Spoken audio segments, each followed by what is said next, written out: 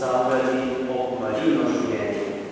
Posvetili smo se Marijinemu srcu in Jezusovemu, ne bo v ta spomin vsakič, ko vstopite v župnijsko cerkev, tudi ta obdobitev Marijinega srca na vaši desni strani barvno okno in Jezusovo srce na vaši levi strani.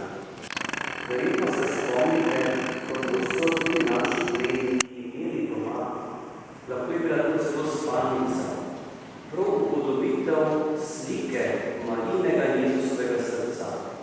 Takšno močno povezanostjo, da to je tisto srce, ki je vredno človeka. Vse ostalo je okno. In da bi naša srca bila res čim bližje in ne bo čupovno si bližje. Tako bomo sedaj po sveti maši oblikovali procesijo. Za križem bodo šli prapori, gasilci, potem pa Marijin kip. Za Marijin kipom pa prav vi povabljeni in s tem tudi pokažemo Marija tista, kateri sledimo. Marija tista, ki nam kaže pot.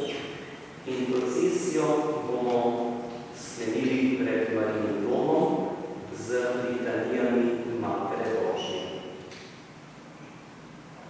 Sedaj pa naj bo še mašni blagoslov pred začetkom procesije. Ko boste odhajali iz cerkve, boste v tem času prejeli tudi podobico v spomin na praznovanje srebrne maše.